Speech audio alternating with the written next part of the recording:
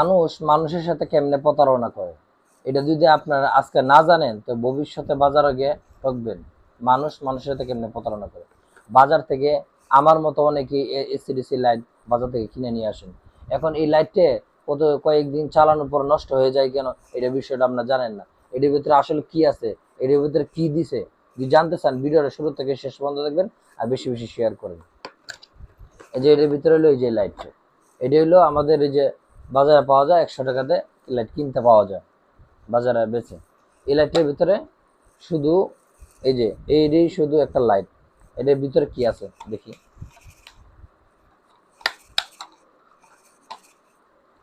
এটার ভিতরে হইলো ওই যে মোবাইলে পুরাতন একটা ব্যাটারি, 100 টাকা দেবেছে মোবাইলে একটা পুরাতন ব্যাটারি ভরে দিচ্ছে, একটা লাইট ভরে দিচ্ছে।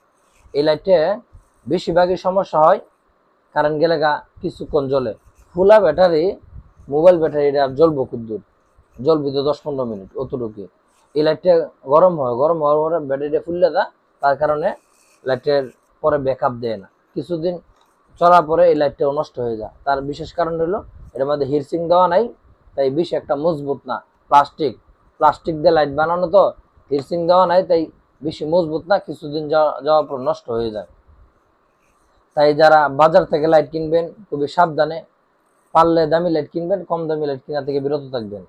আর ভিডিওটা ভালো লাগলে বেশি বেশি শেয়ার করেন। তবে এই 100 টাকা তোমার এসিডিসি লাইটের ভালো গুণও আছে। ভালো গুণ আছে বলতে আপনি খাবারও বইছেন, নামাজ পড়তেছেন, এই মুহূর্তে কারেন্ট গেল তারপরে যদি আপনার 10-15 মিনিট জ্বলে, 3-4 মাস যদি 100 টাকাতে আপনার চালাতে পারেন, তাহলে গরিব মানুষের জন্য মোটামুটি আলহামদুলিল্লাহ ভালো। কিন্তু যদি আপনার ওই রকম সামর্থ্য থাকে তাহলে ভালো লাইট কিনাটাই বেটার।